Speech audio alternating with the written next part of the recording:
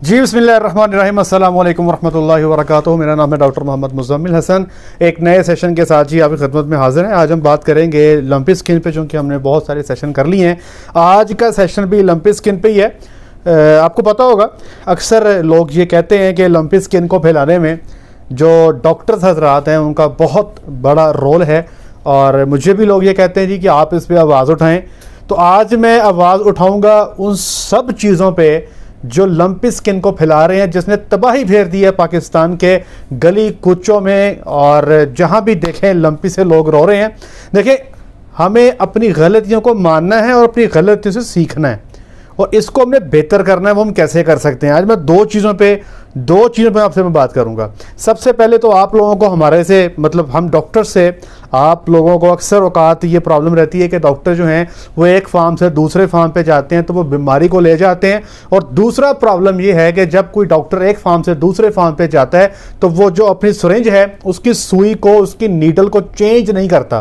तो जब वो चेंज नहीं करता, एक फार्म से दूसरे फार्म पे उसी टीके को, उसी सिरिंज को, उसी नीडल को इस्तेमाल करता है, तो वो बीमारी को एक जगह से दूसरी जगह पे ले जाता है। और आप ये भी जानते हैं कि आजकल जितने डॉक्टर्स भी फील्ड में प्रैक्टिस कर रहे हैं, 90% के पास जो केसेस हैं वो लंपी के ही हैं। तो ये तो साबित हो गया कि ये जहां तक आप इस बात को रेज करते हैं वो ठीक करते हैं। तो यहाँ पे मैं आज नियत करता हूँ और मैं चाहता हूँ कि मेरे साथ मेरे जितने भाई जो प्रैक्टिस करते हैं वो नियत करें कि जब वो एक फार्म से दूसरे फार्म पे जाएं तो फार्म पे एंट्री से पहले वहाँ पे फार्मर से कहें कि भाई डेटॉल से आपके अच्छी तरह हाथ धुलवा दें, और आप जिस फार्म पे भी जाएं वहाँ पे अपनी सिरिंज को इस्तेमाल करके नीडल को उतार के उसी फार्म पे छोड़ के आएँ, और अपनी जो सिरिंज है उसको अच्छी तरह साफ कर लें ताकि एक जगह से दूसरी जगह पर जो बीमारी है वो ना जा सके। अच्छा, अब मैं बात करूँगा फार्मर्स की। सबसे पहले मैंने अपनी बरादरी की बात की है ताकि आप ये ना कहें कि जो मेन एजेंडा है हम उस पर बात नहीं करते। तो भाई अब दूसरा सबसे बड़ा मसला इस वक्त जो कि मैं समझता हूं कि फार्मर्स कम्युनिटी को समझने की जरूरत है, जो बहुत बड़ी वजह है कि लंपी ने तबाही फेर दी है। जरा निकले यहां से नहरों के किनारे पे, आप ओकाड़ा वाली बेल्ट पे जाएं जनाब, और नहरों के किनारे बेतहाशा जानवर मरे पड़े हैं।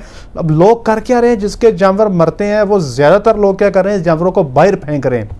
तो मेरे प्यारे भाइयों, आपको पता है कि जानवर को जब भी आप बाहर फेंक देते हो तो 24 से 48 घंटे के अंदर उसमें गैस भरती है, फिर वो जानवर फट जाता है, उस पर मक्खियां बैठती हैं, उस पर जानवर आते हैं, और वो एक जानवर जो है वो इस कदर बीमारी फैला देता है कि आप उसका तसव्वुर नहीं कर सकते हो। देखिए, हमारा जो दीन इस्लाम है वो क्या चाहता है? हमारा दीन इस्लाम हमें ये सिखाता है कि हम अपने मुसलमान भाइयों के लिए अजियत का सामना ना बने, हम किसी के लिए मुश्किल ना पैदा करें।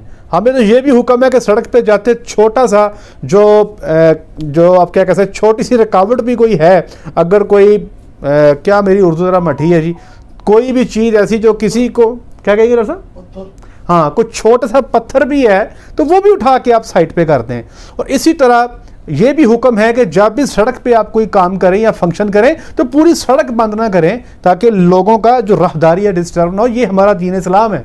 हमें हुक्म दिया गया है कि हमने लोगों के लिए तकलीफ का बायस नहीं बनना। तो जब आपका जानवर मर जाता है तो आप उसको बाहर फेंक देते हो, उस पर मक्खियाँ आती हैं, वो फट जाता है, उस पर कीड़े मकोड़े आते हैं, इर्द गिर्द से कुत्ते बिल्ली आते हैं। तो भाईजान, आपके एक जानवर की वजह से वो बीमारी आपके पूरे गांव में फैल जाती है। आपको पता है कि ये जो लंपी का मसला है, इसमें सबसे ज़्यादा जो ट्रांसमिशन हो रही है, बीमारी फैल रही है, वो एक नंबर पे मैंने पहले बात कर ली कि एक जगह से दूसरी जगह पे जब डॉक्टर्स जाते हैं, उनकी जो नीडल्स हैं, जो उनके सिरिंजेस हैं, उनके जो इक्विपमेंट्स हैं, उसके ज़रिए जाती है। और दूसरे नंबर पे ये मक्खियाँ, चिच्चड़, इनके जरिए भी ये बीमारी जो है एक से दूसरी जगह पे जा रही है। और आपको पता है, अगर किसी भी गांव के किनारे पे कोई जानवर मर गया है, अब आपके फार्म पे दाखिले से पहले मक्खी आपसे इजाजत तो नहीं लेगी कि जी इजाजत हो तो मैं फार्म के अंदर आ जाऊं।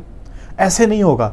आपको नहीं पता कि आपके फार्म पे आने वाली मक्खी फ्लाइज जो हैं वो कहां से आ रही हैं, किधर से आ रही हैं, आपके फार्म पे पाए जाने वाले मच्छर कहां से आ रहे हैं। तो बीमारी तो जनाब हम खुद फैला रहे हैं। अब करना क्या है, ये तो हमने बात कर ली कि ठीक है हमें मसले का पता लग गया। पहले मसले में हमने बात कर दी कि हम डॉक्टर्स को चाहिए कि हम जिस फार्म से दूसरे फार्म पे जाते हैं वहीं पे नीडल को छोड़ के आएं, अपनी सिरिंज को साफ करके आएं, नई जगह पे जाएं तो हाथ अच्छी तरह धो लें। बेहतरी ये है कि अपनी गाड़ी को फार्म के बाहर रख लें या फार्म पर जो फार्मर मौजूद है वो एक टैंकी स्प्रे की बना ले, और अगर 25 लीटर की टैंकी है तो उस टैंकी के अंदर 250 ml जो है आपने फॉर्मलिन डाल देनी है। 1% सोल्यूशन आप फॉर्मलिन का तैयार कर लें, गाड़ी के टायरों पे अच्छी तरीके से आप वो स्प्रे कर दें। एहतियात आप लोगों ने करनी है। मक्खी मच्छर का भी आपने हल करना है। अब इस जानवर का क्या करें जो एक्सपायर हो गया है। अब इस जानवर को दुनिया के अंदर बहुत सारे तरीके बताए गए हैं। इसको हम कहते हैं डिस्पोजल ऑफ कार्केस, कि वो जानवर जो मर जाता है उसके लिए आपने क्या करना है। उसमें बहुत सारे तरीके हैं, उसमें बरियल का मेथड है, कंपोस्टिंग है, उसमें इंसिनरेशन है, बहुत सारी चीजें हैं। लेकिन हमारे यहाँ पे चूंकि हम एक गरीब मुल्क से हमारा ताल्लुक है, अगर मैं कहूँ कि आप इंसिनरेट करें, इंसिनरेट क्या होता है कि आप एक चिमनी बनाते हो, उसमें जानवर फेंकते हो, आग चलाते हो और जानवर भस्म हो जाता है। हमारे लिए अफोर्डेबल नहीं है क्योंकि हमारे तो आगे ही हालात बहुत पतले हैं। तो यहाँ पे जो सबसे बेस्ट मेथड है वो है बरियल। बरियल किसे कहते हैं कि आप जानवर को दफना देते हो। हमारा फार्मर जानवर से बहुत मोहब्बत करता है, तो मैं चाहता हूँ कि मोहब्बत इस तरह की करें कि बाद में उसको ऐसे बाहर ना फेंकें, उसको बाकायदा दफनाएं। अब दफनाने के लिए कुछ पॉइंट्स हैं जो मैंने ये लिखे हैं जी। एक पूरा आर्टिकल मैंने स्टडी किया है, क्लेम्पसन यूनिवर्सिटी है जी, ये यूएसए में, उसका एक पूरा आर्टिकल है, उसमें से पॉइंट्स मेजर निकाली हैं जो आपको पता होने चाहिए। सबसे पहले ये सबसे ओल्ड मेथड है, इसमें आप एक गड्ढा खोदते हो, उसमें आप जानवर फेंक देते हो, फिर ऊपर से मिट्टी से कवर कर देते हो। ये गड्ढा कितने फुट का होगा या कितने मीटर का होगा, ये 2.3 मीटर, 2.25 मीटर चौड़ा होगा, 3 मीटर गहरा होगा, या आप ये कह सकते हो कि ये 7 फुट चौड़ा होगा, 9 फुट गहरा होगा, और 1.3 स्क्वायर मीटर या 15 स्क्वायर फुट में एक जानवर को आप दफना सकते हो, डुबा सकते हो।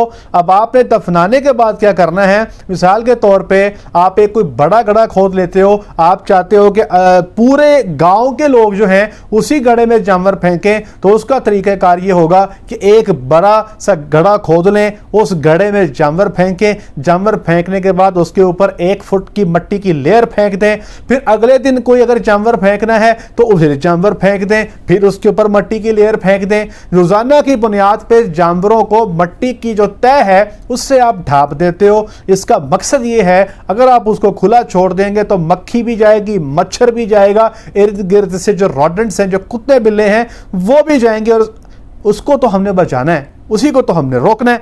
अच्छा, अगला चीज जो है, कुछ चीज़ें इसमें इंपॉर्टेंट हैं जो मैं आपसे शेयर करना चाहता हूं। कुछ प्रॉब्लम्स हैं जो यहां पे आपको आ सकती हैं, ठीक है जी। आपने सबसे पहले इंपॉर्टेंट बात यह है कि आपने जगह की सिलेक्शन पहले करनी है। तो ऐसे तो नहीं गड्ढा कहीं पे मार देना कि राह चलते चलो जी इतने टोया मार दो, ऐसे नहीं करना। सबसे पहले आपने जगह की सिलेक्शन करनी है। जगह जो है वो रिहायशी इलाके से अलहदा होनी चाहिए, जो रेजिडेंशियल एरियाज हैं उसके पास नहीं होना चाहिए। नंबर 2, उसके पास पानी का कोई सोर्स नहीं होना चाहिए। यह ना हो कि सूआ पानी का चल रहा हो, या पानी का ट्यूबवेल हो, या पानी का नलका लगा हो और आप उसके पास टोया मार दे, ये आपने नहीं करना। तीसरे नंबर पे किसी ऐसी जगह पे आपने ये गड्ढा नहीं बनाना जो आपको, जिस जगह पे आपको डर है, आपको शक है कि यार ये जगह पे सैलाब आ सकता है, वहां पे भी आप ये काम नहीं करोगे। और चौथे नंबर पे आपने ये ख्याल करना है भाई मेरे कि जब भी आपने दफनाना है जिस जगह पे, उस जगह की मिट्टी ऐसी हो कि आपने अक्सर मिट्टी देखी होगी बहुत ज्यादा बैठ जाती है ना, तो मिट्टी ऐसी हो कि जल्दी बैठने वाली ना हो। जैसे ही आप जानवर को दफना देते हो तो अंदर डीकंपोजिशन का अमल स्टार्ट हो जाता है, और ये जो मुर्दा जानवर है ये मिनरल्स और ऑर्गेनिक मैटर में तब्दील हो जाता है। डीकंपोजिशन से हीट पैदा होती है, और उस हीट से जो माइक्रो ऑर्गेनिजम्स हैं, जो जरासीम हैं, वो मर जाते हैं। अब तो अगली बात मैं आपको जो इंपॉर्टेंट बात है वो बताता हूं कि जब भी आपने गड्ढा खोदना है तो एक बात का ख्याल करना है कि जो नीचे सतह पे पानी है उसका और निचला जो लेवल है गड्ढे का, उसमें कम से कम 2 फुट का फासला होना चाहिए। अच्छा, यहां पर हमारे फैसलाबाद में हम चले जाए जड़ा वाला साइड पे या सैया वाली साइड पे, यहां पे ग्राउंड वाटर बहुत ऊपर है। हमें याद है हमने फाउंडेशन खड़ी करने के लिए शेड के टोए मारे, अगले दिन आए तो उसमें पानी इकट्ठा हो गया था, मतलब बिल्कुल साथ ही छोटा सा टोया मारे तो पानी आ जाता है। तो आपने ख्याल ये करना है, ये ना हो कि किसी ऐसी जगह पे टोया मार दें जहां पे ग्राउंड वाटर का लेवल बहुत ऊपर हो और आप वहां पे जानवर दफनाएं, ये गलत हो जाएगा। इससे प्रॉब्लम ये होगा कि जो भी गैसेस पैदा होंगी वो गैसेस मेरे भाई नीचे आपके वाटर के अंदर शामिल हो सकती हैं, उसमें जो कंटेमिनेशन हो सकती है, इससे बचना है। हमारे पास फैसलाबाद में कई जगह ऐसी है जहां पे वाटर लेवल 100 150 फुट पे है। आपने देखना है कि आपके इलाके में कौन सी जगह ऐसे है जहां पे ग्राउंड वाटर काफी नीचे है, तो आपने कम से कम 2 फुट का फासला रखना है ग्राउंड वाटर का, और जिस जगह पे जानवर दफना रहे हो जितना इस फासले को बढ़ा लेंगे उतना ही आपके लिए ये बेहतर होगा। नंबर 2, जब भी आपने गड़ा बनाना है एक चीज का ख्याल रखना है कि जो आजकल चूंकि बारिशों का मौसम भी है, तो ये भी देखना है कि गड़ा जो है उसमें इस चीज का ख्याल रखना है कि ये ना हो कि बारिश का पानी आए, पूरा का पूरा टोया भर जाए, नीचे से मिट्टी उखड़ जाए, जानवर जो है फिर वो पूरा का पूरा जो तालाब होगा बनेगा वो आपका बहुत बड़ा जरिया बन जाएगा इन्फेक्शन फैलाने का। तो बारिश के पानी का भी आपको हल करना है। और जब भी टोया आपने भर लिया, ठीक है जी, टोया भरने के बाद आपने इसके ऊपर मिट्टी ऐसे डालनी है जैसे आप कब्र के ऊपर मिट्टी डालते हो।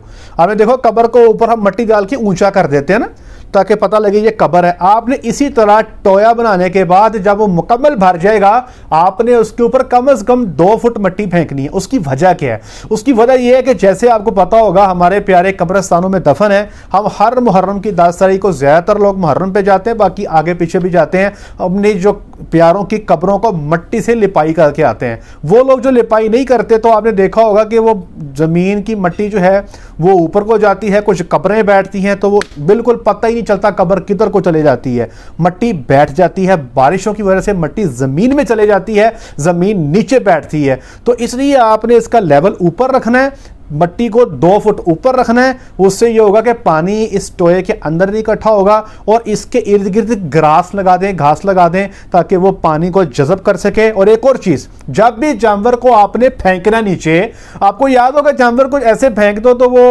हवा में भर जाती है, वो फूल जाता है और वो पटक्का सा बजता है, तो उससे भी जो है जो आपका जो गड़ा है उसके अंदर मिट्टी ऊपर नीचे हो सकती है। तो बेहतर यह है कि जब भी जानवर को आपने लंपी के जानवर को दफनाना हो, तो जैसे ही जानवर को टोए में फेंक दें तो उसके जिस्म में 3-4 जगहों पे सुराख कर दें, और उसके बाद इसको हम कहते हैं लेंस या वेंट कार्केस प्रायर टू बरियल। तो इससे जो है ब्लोटिंग नहीं होगी। फिर उसके ऊपर मिट्टी फेंके, फिर अच्छी तरह उसको दफना दें। तो भाई ये काम हमें अपने तौर पे करना पड़ेगा। जितने भी आप लोग मुझे सुन रहे हो, अपने पिंड के अंदर, अपने यूनियन काउंसिल के अंदर सारे लोग, सारे फार्मर बैठ जाएं और अपना एक तय कर ले मामला के कहाँ पे ये गड़ा खोदना है और इसको कैसे लेके चलना है।